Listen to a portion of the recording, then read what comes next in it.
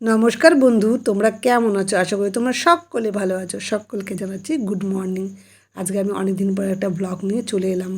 Brush করে নিয়েছি, দেখো সবাই ঘুমাচ্ছিল। চলে এলাম রান্নাঘরে ফ্রেশ হয়ে, ভাতের হাঁড়িটা চাপালাম। ঘুম থেকে উঠতে না উঠতেই ফ্রেশ হয়ে কিন্তু আমাদের রান্নার কাজে লেগে যায়।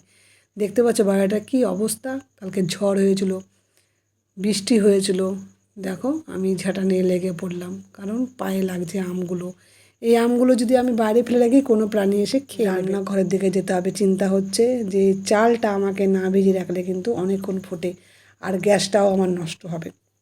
সেই কারণে আমি চালটা ভিজিয়ে রাখলাম। তারপরে হাঁড়িটা তো বসিয়ে রেখেছি, গরম জল হবে, চাল দিয়ে দেবো। ফ্রিজটা খুলে দেখছি কী করা যায়। প্রত্যেকদিন একঘেয়েমি রান্না, কী করব মানে ভেবেই উঠতে পারছি না।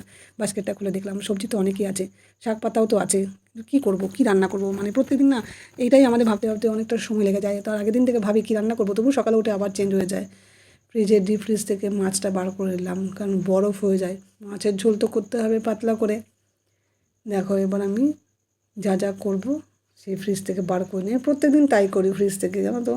এঁচোড়টা করবো না, এঁচোড় কাটতে অনেক সময় লাগবে। আমি কালকে এঁচোড় করবো, রাতে কেটে রাখবো।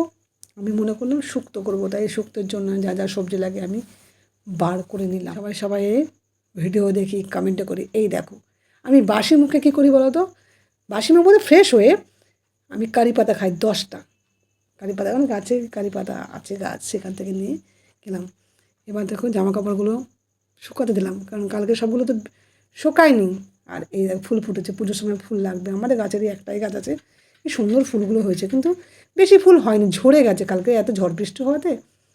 দিয়ে ভাতটা ফুটে এসছে, ভাত তো হয়ে যাচ্ছে। ভাত হয়ে তোমাদেরকে বলি যে আমি অনেক দিন পরে কিন্তু ব্লগটা ছাড়লাম। কেমন লাগছে অবশ্যই কিন্তু কমেন্ট করে জানিও, বুঝেছো। এই দেখো আমার একটা ছোট্ট একটা সদস্য দেখছি আমার সঙ্গে কথা বলছে, এরা ম্যাও ম্যাও করে যাচ্ছে। না বিস্কুট খাবে, না মুড়ি খাবে, না দুধ খাবে, শুধু কানকো, মাছের কানকো খেতে চায়। দেখো কত আদর, দেখেছো কত আদর খেতে চায় ওরা। আর ও একটা দিন যদি না আসে না, মানে মন খারাপ লাগে।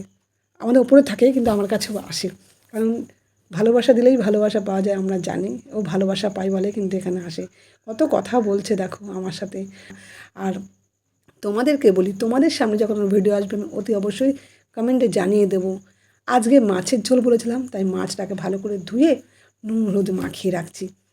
দেখতে পেরেছো, আজকে বিশেষ কিছু রান্না করবো না, শুক্তো করেছি আর মাছের ঝোল করবো। ভাজা আমার কমপ্লিট, 2টি মাছ আছে, বাদ বাকি সব ভাজা হয়ে গেছে। আমার ছেলে তো মাছ ভাজা খেলেও, যখনই ভাজি সেটা তোমাদেরকে ভিডিওতে দেখায়নি, তখনই ওকে মাছ ভাজা দিতে হয়।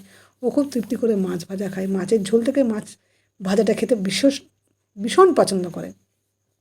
আর তোমরা আর কারা কারা মাছ ভাজা, গরম গরম মাছ ভাজা খেতে ভালোবাসো, অতি অবশ্যই কমেন্ট করে জানিয়েছিলাম। জামা কাপড়গুলো কালকে শুকায়নি, আবার আজকেও সেটা স্নান টান করে চলে এলাম। দেরি হয়ে গেছে আজকে, কারণ কী বলো তো, যেহেতু আম পাতা এগুলো সব পড়েছিল, সেগুলো পরিষ্কার টরিষ্কার করতে। শুক্তো হয়েছে আর হয়েছে মাছের ঝোল, ছেলেকে খেতে দিচ্ছি। এই ব্লগটা যদি তোমাদের ভালো লেগে থাকে অতি অবশ্যই কিন্তু কমেন্ট করবে। আর তোমরা কী এরকম ব্লগ দেখতে চাও সেটা কিন্তু বলবে। সবাইকে জানাচ্ছি অনেক অনেক অনেক ভালোবাসা। তোমরা এরকম পাশে থেকো, সব সময় সবার পাশে থেকো। ভালোবাসা দিলেই ভালোবাসা পাওয়া যায়, নিঃস্বার্থ ভালোবাসা আমরা এখানে সবাইকে দেবো। ছেলে খাওয়া শুরু করেছে, এবার আমি খাওয়া শুরু করব। তো ছেলে বলছে মা এটা কী করেছো, আমি খেয়ে দেখ। ছেলে বড়ি খেতে পছন্দ করে না, তাই আমি বড়ি দিইনি। সবাই ভালো থেকো, সুস্থ থেকো, সাবধানে থেকো। ব্লগটা কিন্তু আমি এখনকার মতন টাটা।